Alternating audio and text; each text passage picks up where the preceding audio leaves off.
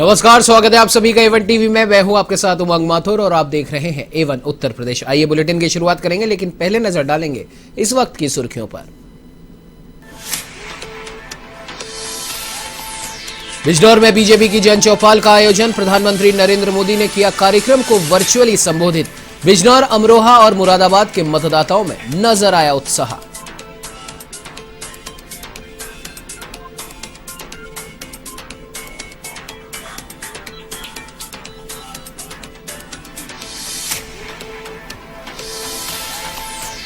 ओवैसी के काफिले पर हुए हमले को लेकर अमित शाह देंगे बयान। सदन में गृह मंत्री करेंगे विपक्ष के सवालों का सामना।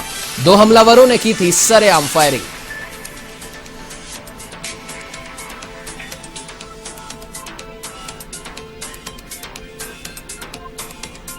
विधानसभा चुनाव को लेकर चेहरों पर मंथन जारी। बीजेपी ने जारी की उत्तर प्रदेश के 45 उम्मीदवारों की लिस्ट। स्वाति सिंह के पति दयाशंकर को बलिया से बनाया प्रत्याशी, तो निषाद पार्टी और अपना दल ने भी एक और सूची की जारी।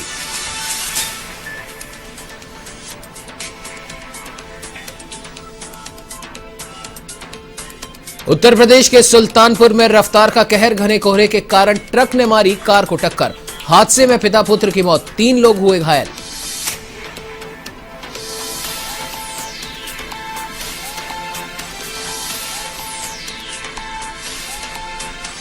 उत्तर प्रदेश के मीरगंज थाना क्षेत्र में 3 बच्चों के साथ मां ने लगाई कुएं में छलांग। डूबने से 3 बच्चों की हुई दर्दनाक मौत। विवाहिता को निकाला सुरक्षित बाहर।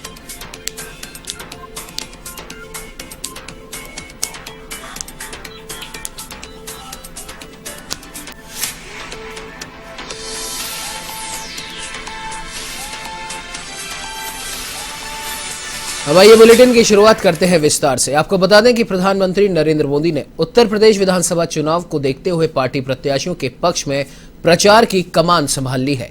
इसी के तहत पीएम मोदी ने दूसरे चरण के मतदान वाले क्षेत्र के मतदाताओं को वर्चुअली संबोधित किया। दूसरे चरण में 9 जिलों के 55 विधानसभा क्षेत्र में 14 फरवरी को मतदान होगा। ऐसे में पीएम मोदी ने बिजनौर में आयोजित जन चौपाल में वर्चुअली शिरकत की, जहां उन्होंने बिजनौर, अमरोहा और मुरादाबाद की जनता को संबोधित किया। कार्यक्रम में उत्तर प्रदेश के मुख्यमंत्री योगी आदित्यनाथ भी मौजूद रहे। बता दें कि प्रधानमंत्री नरेंद्र मोदी बिजनौर में आयोजित रैली में नहीं पहुंच पाए थे। खराब मौसम के चलते उनका दौरा रद्द हो गया है। ऐसे में पीएम मोदी ने वर्चुअली जन चौपाल रैली को संबोधित किया।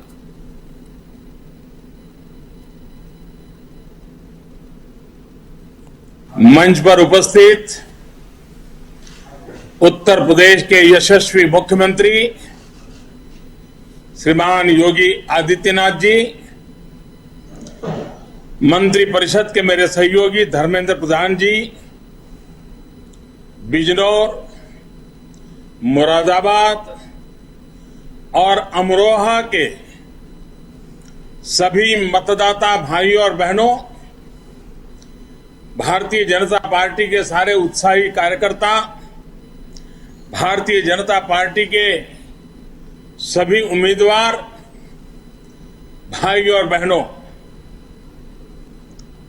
मैं सबसे पहले तो आपकी क्षमा चाहता हूं, क्योंकि मैं आज इलेक्शन कमीशन की तरफ से कुछ मुक्ति मिलने के कारण मैं सोच रहा था कि बिजनौर से मैं चुनाव अभियान का प्रारंभ करूं रूबरू आकर के, लेकिन मौसम के कारण मेरा हेलीकॉप्टर नहीं निकल पाया और उसके कारण मुझे फिर एक बार बीसी से ही आपके दर्शन करने का सौभाग्य मिला है।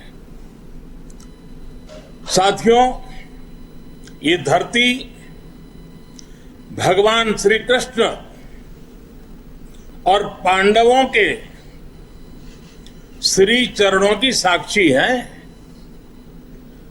महात्मा विदुर की कर्मभूमि और भारत के स्वतंत्रता संग्राम में अनेक वीर सपूत पैदा करने वाली इस धरती को मैं आदरपूर्वक नमन करता हूं।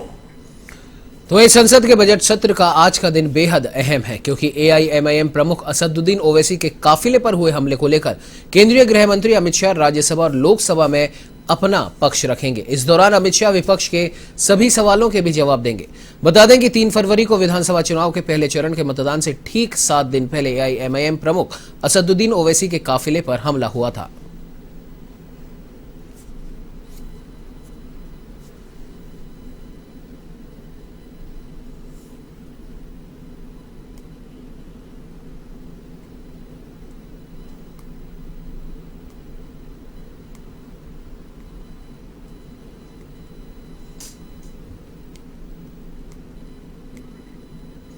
तो आपको बता दें कि ओवैसी के काफिले पर हुए हमले को लेकर आज राज्यसभा और लोकसभा में गृह मंत्री अमित शाह एक बयान सामने रखेंगे और उसके बाद आपको बता दें कि विपक्ष के भी तमाम सवालों के जवाब दे सकते हैं केंद्रीय गृह मंत्री अमित शाह।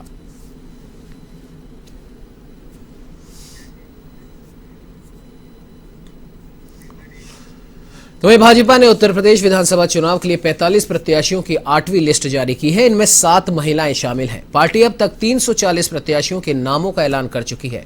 खास बात यह है कि नई लिस्ट में मंत्री स्वाति सिंह के पति दयाशंकर को बलियानगर सीट से उतारा गया है।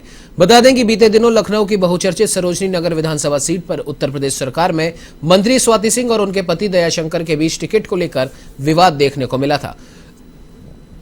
पार्टी ने दोनों को ही यहां से उम्मीदवार न बनाकर राजेश्वर सिंह को उतार दिया था। इधर बलिया के बैरिया विधायक सुरेंद्र सिंह का टिकट कट गया है। पार्टी ने विधायक और मंत्री रहे स्वरूप शुक्ला को बैरिया से उतारा। तो वहीं कृष्णानंद राय की पत्नी अलका राय को मोहम्मदाबाद से टिकट मिला है। आपको जानकारी के लिए बता दें कि कृष्णानंद की हत्या में बाहुबली मुख्तार अंसारी का नाम आया था। तो वहीं मंत्री अनिल राजभर को शिवपुर से टिकट दिया गया है। तो वहीं अमेठी में पार्टी ने रानी गरिमा सिंह का टिकट काटकर उनके पति संजय सिंह को दिया। इलाहाबाद उत्तर से हर्ष वाजपेयी को प्रत्याशी बनाया गया। तो वहीं कोरांव का टिकट भी बदल दिया गया है। यहां से आरती कौल की जगह राजमणि कौल चुनाव लड़ेंगे। तो वहीं दूसरी तरफ निषाद पार्टी की भी नई लिस्ट जारी की गई है। इस लिस्ट में 3 प्रत्याशियों के नाम शामिल हैं। अपना दल की भी सूची में 2 प्रत्याशियों के नाम शामिल हैं।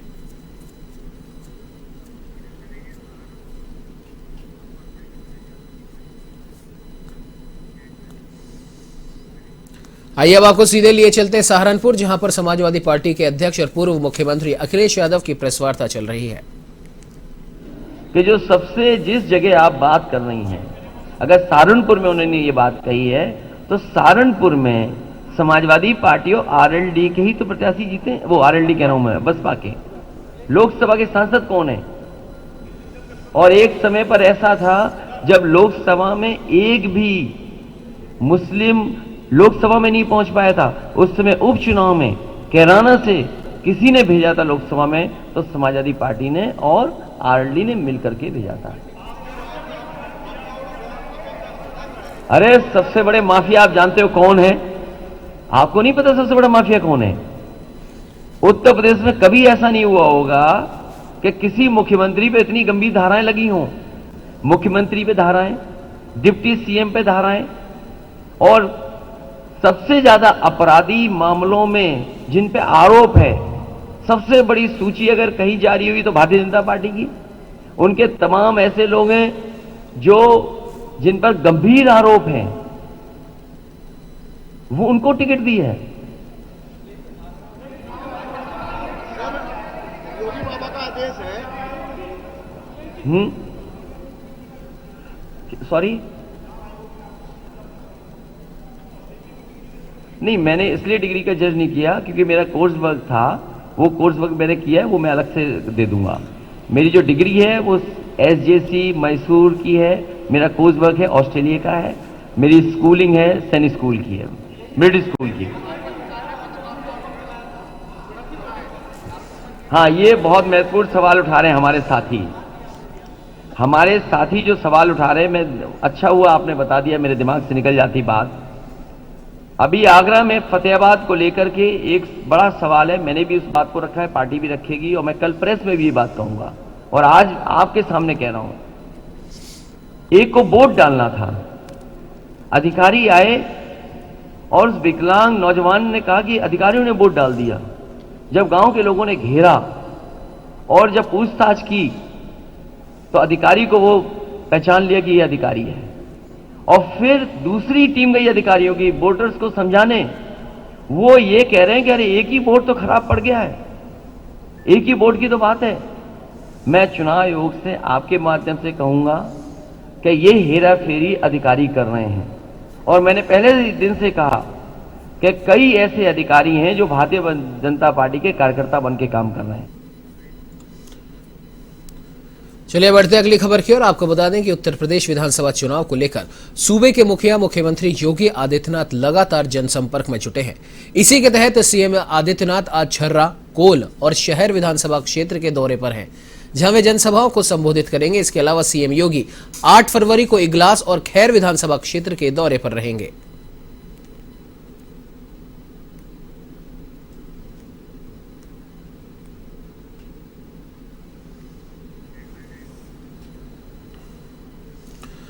तो वहीं उत्तर प्रदेश विधानसभा चुनाव के लिए कांग्रेस ने 28 उम्मीदवारों के नामों का ऐलान किया है। इस लिस्ट में 10 महिलाओं को टिकट दिया गया है।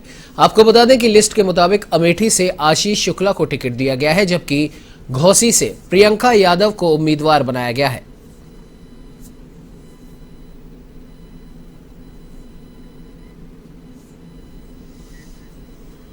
आपको बता दें कि उत्तर प्रदेश के झांसी में मऊ रानीपुर विधानसभा सीट इन दिनों चर्चा का विषय बनी हुई है। सपा प्रत्याशी तिलक चंद्र अहिरवार ने सभी दलों का यहां खेल बिगाड़ दिया है। दरअसल समाजवादी पार्टी का कुनबा लगातार बढ़ता जा रहा है। ऐसे में बसपा प्रत्याशी रोहित रतन और अपना दल प्रत्याशी रश्मि आर्या की मुश्किलें बढ़ती नजर आ रही हैं। आपको बता दें कि बसपा छोड़कर सपा में गए तिलक चंद्र अहिरवार मऊ रानीपुर विधानसभा से समाजवादी पार्टी के प्रत्याशी बनाए गए हैं, जबकि बसपा से पूर्व मंत्री रतनलाल अहिरवार के पुत्र रोहित रतन प्रत्याशी हैं।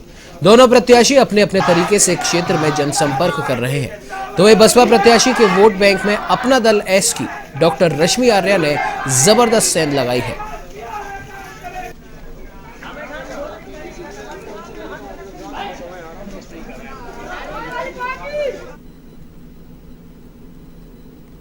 बार प्यार और समर्थन मिल रहा है।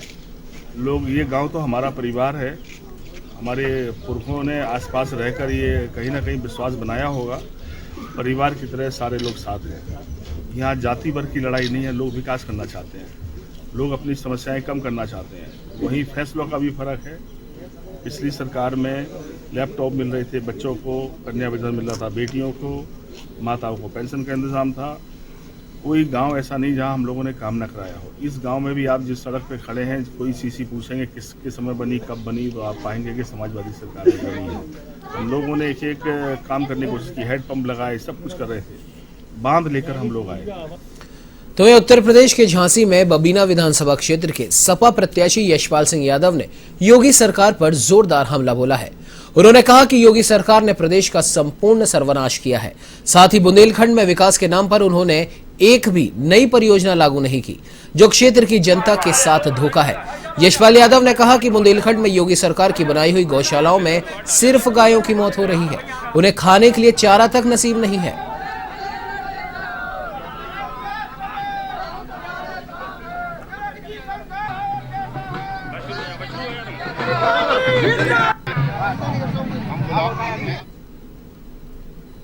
जो भारतीय जनता पार्टी ने पिछले 5 सालों में जो पूरे प्रदेश की जनता के साथ ठगी की है, उन्हें धोखा दिया है, हर वर्ग के लोगों को पीड़ित किया है, हर वर्ग के साथ धोखा और फरेब किया है, इसको आज पूरे प्रदेश में लोग जान चुके हैं। अब जो है समाजवादी पार्टी की जो 2012 से 17 के बीच में जो सरकार चली, अब लोग उसको याद कर रहे हैं। माननीय अखिलेश यादव जी को याद कर रहे हैं, उनके विकास को याद कर रहे हैं, उनकी जनहितकारी नीतियों को याद कर रहे हैं। जिस तरह से उन्होंने 55 लाख हमारी बूढ़ी माओं को 500 रुपये समाजवादी पेंशन देने का काम किया था, बेरोजगारों को बेरोजगारी भत्ता दिया था, 18 लाख लैपटॉप देने का काम किया।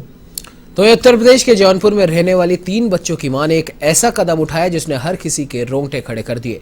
एक मां इतनी पत्थर दिल कैसे हो सकती है कि वो अपने ही 3 बच्चों की जान ले ले। जौनपुर के मीरगंज थाना क्षेत्र में एक महिला अपने 3 बच्चों के साथ कुएं में कूद गई। 2 जुड़वा बच्चों की डूबने से तुरंत मौके पर मौत हो गई। आसपास के लोगों ने किसी तरह महिला को बचाया, तो वही बच्ची का शव भी 17 घंटे के रेस्क्यू ऑपरेशन के बाद निकाला जा सका है। ग्रामीणों ने पुलिस को सूचना देकर महिला को इलाज के लिए अस्पताल में भर्ती करा दिया था। जानकारी के अनुसार छोटेलाल प्रजापति की पुत्री अंतिमा की शादी 5 साल पहले सिखरारा थाना के चकमेता डमरुआ निवासी सतीश के साथ हुई थी। अंतिमा जनवरी माह में खिचड़ी के बाद मायके आई थी। उसका पति सतीश मुंबई रहता है। फिलहाल पुलिस पूरे मामले की पड़ताल में जुटी है।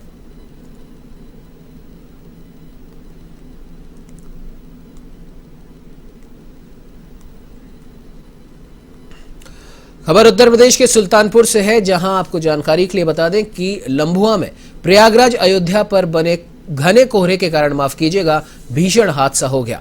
दुर्गापुर चौराहे पर एक ट्रक ने कार को जोरदार टक्कर मार दी। इस हादसे में गंगा स्नान करने जा रहे पिता पुत्र की मौके पर ही मौत हो गई, जबकि सास बहू समेत 3 लोग गंभीर रूप से घायल हुए। हादसे की सूचना पाकर पहुंची पुलिस ने तीनों घायलों को अस्पताल पहुंचा दिया, जहां उनका इलाज जारी है।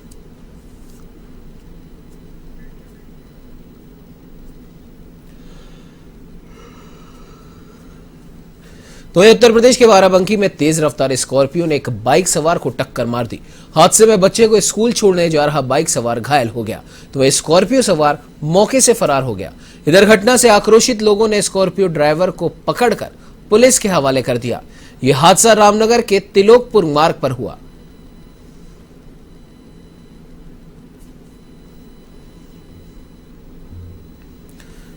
तो आपको बता दें, खबर उत्तर प्रदेश के बाराबंकी से है, जहां एक स्कॉर्पियो कार ने बाइक सवार युवक को टक्कर मार दी। इस हादसे में बाइक सवार युवक घायल हो गया।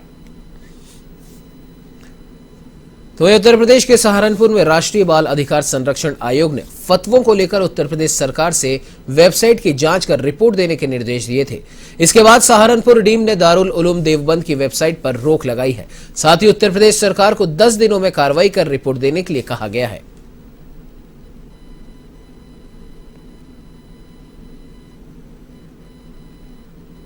देखिए, इसमें जो राष्ट्रीय बाल आयोग है उसने एक शिकायत प्राप्त किया था। शिकायत थी कि यहाँ पर जो है ये लोग प्रश्नोत्तर के रूप में कुछ प्रश्नों का जवाब जो है यहाँ से दिया जाता है दारुल उलूम से।